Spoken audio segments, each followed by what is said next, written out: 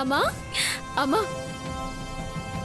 ఇంట్లోనే పరిగెడుతున్నావు, ఏమైందే? అమ్మా బావని దాన్ని ఇద్దరిని మావయ్య ఆఫీస్ రూమ్ లోకి వెళ్లేలా చేసి నేను బయట నుంచి గడివేశానమ్మా. నీకేం మాయరోగం వచ్చిందే?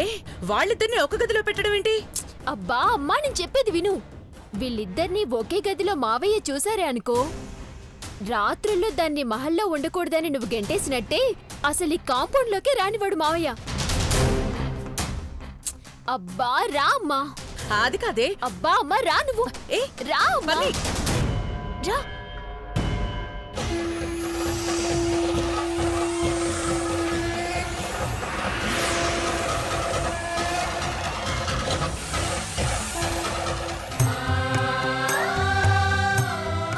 అమ్మగారు తీసుకోండి.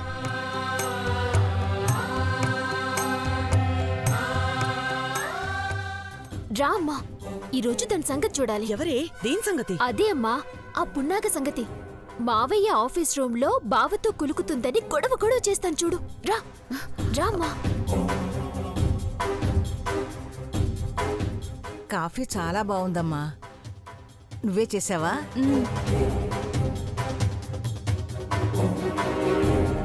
పని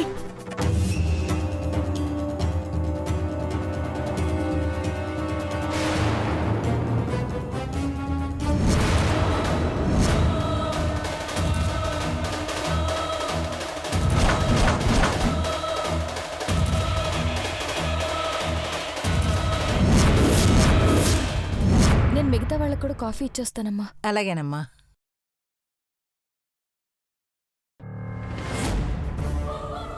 దీని విషయంలో ఇప్పటికే 3 సార్లు మూర్ఖులమయ్యాం. నీ మాట విని రచ్చ చేసుంటే పిచ్చిదనేవాళ్ళు. అసలు ఇది ఇక్కడికిలా వచ్చిందమ్మా? అయ్యో, నేను చూసిన పాము తీసిన ఫోటోలు ఏమయ్యాయో నాకే తెలియడం లేదే. దీని గురించి అడిగితే నేనేం చెప్పను? నా మాట విని నువ్వు నోరు మూసుకో. కాఫీ తీసుకోండమ్మా. కాఫీ తీసుకోండమ్మా.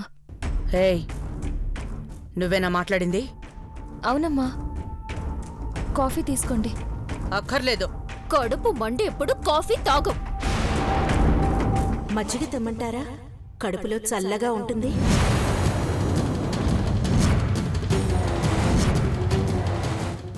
ఏంటమ్మగారు అలా చూస్తున్నారు? చూస్తే నువ్వు మాట వింటే ఇంకోలా ఉంది. కావాలా వద్దా అమ్మగారు? ఏ వెళ్ళవే, పోవే అవతలికి.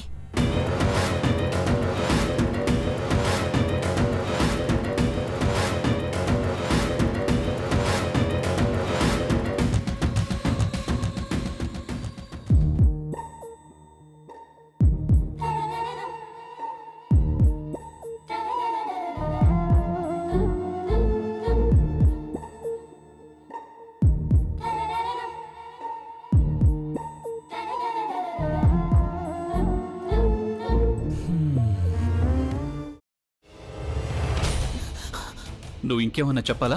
ఇంకేమన్నా అబద్ధం చెప్పాలనుకుంటే చెప్పేయి.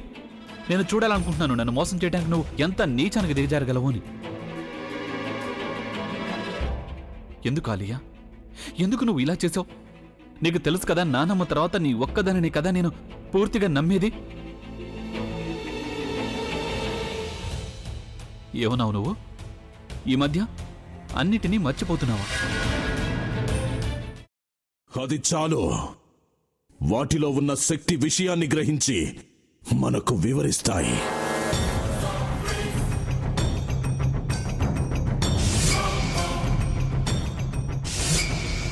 ఎవరు ఆ దండ విప్పొద్దు, గది తలుపులు తెరవద్దు.